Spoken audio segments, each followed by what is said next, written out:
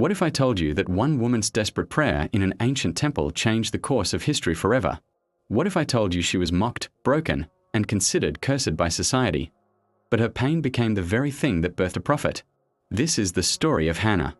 And by the end, you'll understand why her prayer is still changing lives over 3,000 years later. Picture this: ancient Israel. Rolling hills dotted with olive trees stretching as far as the eye could see. It was a time when your worth as a woman was measured by one thing and one thing only: your children. In this world lived a woman named Hannah. She was beautiful, gentle, and deeply loved by her husband Elkanah. She had everything a woman could want: a loving husband, a comfortable home, respect in the community. Everything, except the one thing that mattered most in her society. She had no children. Now, we might think, that's sad, but not the end of the world. But in Hannah's time, it was everything. Being childless wasn't just disappointing, it was seen as a direct curse from God. People whispered that barren women must have committed some terrible sin, that God was punishing them. The shame wasn't private. It was public, constant, suffocating. And to make matters worse, Elkanah had another wife, Peninnah. She was everything Hannah wasn't. Fertile, mother to many children, the golden wife. But Peninnah had one problem: Elkanah loved Hannah more, and she knew it. So Peninnah turned Hannah's deepest pain into her cruelest weapon. Every day, Hannah woke up to the sound of children laughing, playing, calling for their mother, children who weren't hers. In her own home. At every meal, she sat across from Peninnah, watching her feed the babies Hannah dreamed of.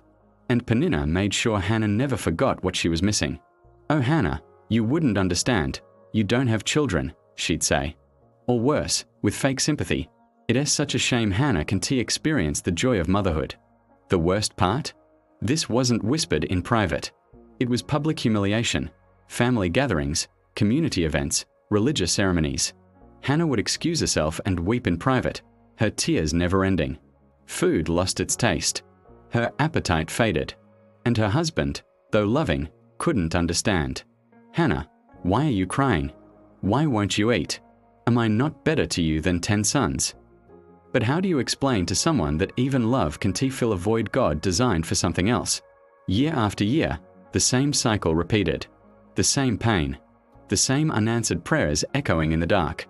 Every year, the family made their pilgrimage to Shiloh for the festival. For most, it was the most joyful time of worship and celebration. For Hannah, it was torture, because Peninnah saved her sharpest cruelty for the temple. Look at all these families dedicating their children to God. Such a blessing to be a mother. Such a shame when women can't participate. The other women whispered, "The cursed one, the barren one." And Hannah stood surrounded by families, her arms empty, her heart shattered. But this year was different. This time, Hannah had reached her breaking point. She couldn't pretend anymore, couldn't force a smile or join the feast.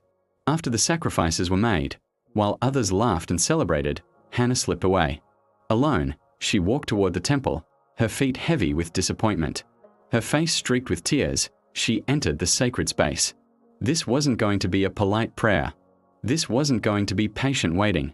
Hannah was about to pray like never before, out of complete and utter desperation. She fell to her knees at the altar, trembling. "Lord Almighty," she whispered, "if you will look on your servant's misery, if you will remember me and give me a son."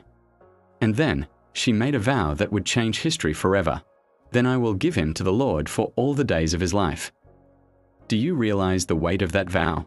She wasn't just asking for a child, she was promising to give him back to God. Permanently. Forever. Hannah was so desperate for the chance to be a mother, she was willing to surrender motherhood itself. She wanted to hold her baby so badly that she promised to let him go.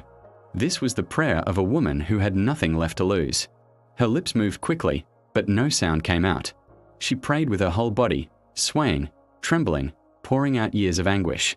That's when Eli, the high priest, noticed her. He should have recognized spiritual desperation when he saw it. But instead, he saw a woman swaying, lips moving, face flushed with emotion. In his mind, there was only one explanation. She was drunk. "Put away your wine." Eli snapped. "How long will you keep drinking?" Imagine that, at her lowest moment, pouring her soul out to God, she's accused of being a drunk. Pain upon pain. But Hannah, through her tears, lifted her face. "No, my lord. I am a woman deeply troubled. I have not been drinking wine or beer. I was pouring out my soul to the Lord. Please do not mistake me for a wicked woman. I have been praying out of my anguish and grief." Something shifted in Eli's spirit. His sternness softened. He finally understood. This wasn't drunkenness. This was desperation meeting divinity. "Go in peace," Eli said gently, "and may the God of Israel grant you what you have asked." And for the first time in years, Hannah smiled. Not because she was pregnant. She wasn't. Not because her circumstances changed. They hadn't. But something in her spirit had shifted. She had placed it all in God's hands, and that brought peace. She returned home different. No longer hollowed out by despair, but filled with quiet faith. And in time, God remembered Hannah. She conceived. When her baby boy was born, Hannah held him with tears of joy streaming down her face. She named him Samuel, because I asked the Lord for him. After years of empty arms, mockery, and heartbreak, Hannah finally held her miracle. But she hadn't forgotten her vow. When Samuel was weaned, Hannah brought him back to the temple and gave him to Eli for God's service. And instead of breaking down in grief, she burst into a prophetic song praising God's faithfulness. Samuel grew to become one of Israel's greatest prophets, anointing kings and shaping the nation. And Hannah, God blessed her with 5 more children, filling her home with the laughter she once thought she'd never hear. Her desperate prayer changed history, proving that sometimes surrendering what you think you can to live without birth something greater than you could ever imagine.